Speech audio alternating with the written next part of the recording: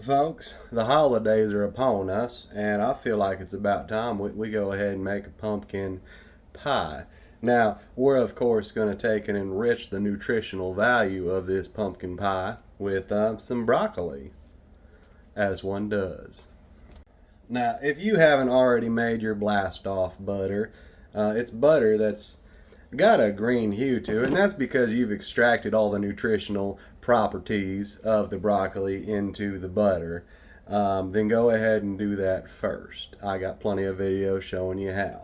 If you use the recipe in my book here, we're going to use about 8 tablespoons of butter in this recipe. So that's going to put our pumpkin pie at about 240 of those hippie concoctions, which is going to make Thanksgiving wonderful.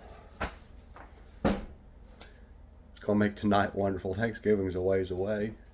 All right, so for the most part, this recipe is found right here on the back of your can, but we're going to do a few things differently. So the seasonings, you're going to have half teaspoon salt, 1 teaspoon cinnamon, quarter teaspoon cloves, quarter teaspoon nutmeg, and a quarter teaspoon ginger, which I've done put in this bowl. Now, other than the seasonings, all you need is your 100% pure pumpkin and a can of condensed milk. Now, I know it's not milk, but it tastes amazing. You just gotta say your mantra. Not today, diabetes. Not today. And beyond that, we're going to use a half stick of cream cheese and a couple of eggs, and then it's the topping of this pumpkin pie that we're going to make nutritionally better. Now, I'm going to be using just a standard pie crust to pour mine in, but first off, we got to make our filling. So, all the things I've said already, we're going to dump into this big old bowl. So 1 can of our orange goop.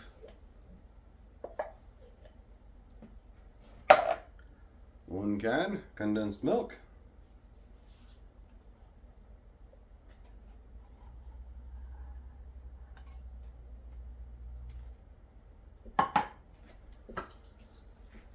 All of our seasonings.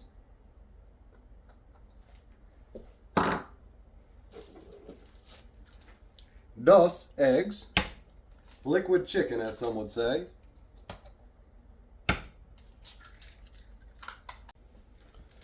And then last but not least, about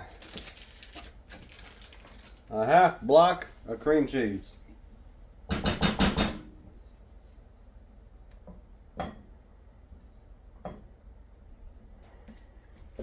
Now mix it up.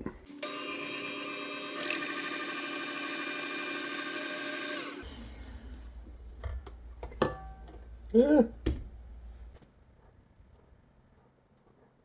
Alright folks, now it's time to utilize our broccoli enriched butter. Now remember, it's broccoli, not broccoli. Don't make fun of me. Anywho's, not broccoli, broccoli. Alright, so get you a cake mix to put on top. I'm doing a cinnamon swirl, crumble, crunchy thing.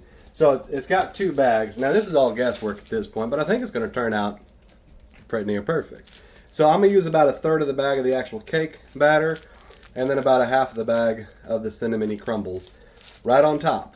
And then we're going to pour our butter on top of that, and we stick it in the oven at 375 degrees for 50 minutes. And then we've got a very potent and wonderful cream cheese swirl pumpkin pie.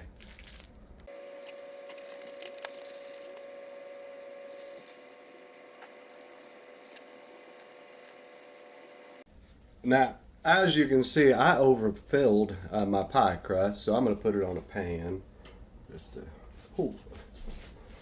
it's trying to get away from me.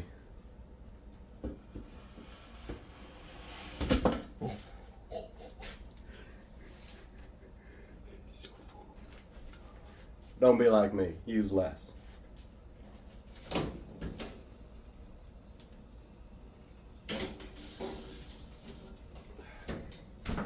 $3.75 for 50 minutes. Now you got yourself some time to go outside and reapply that red eye filter. We'll see how it looks in the end. Well, it's been, well, longer than 50 minutes because it comes out as lava. Don't eat it right away, resist the urge. But now it's time to see what we done did. It's still real hot. I might cry after this.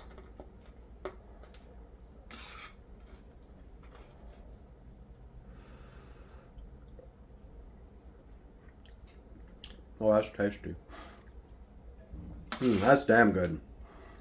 And that's, so if you cut it into, say, 8 pieces, that puts you at, what, about 30 or so of those hippie concoctions per piece of pumpkin pie. Good to bacon, folks. Well, if and you're not following me, folks, you should be. I'm gonna eat way too much of this evening. So excited.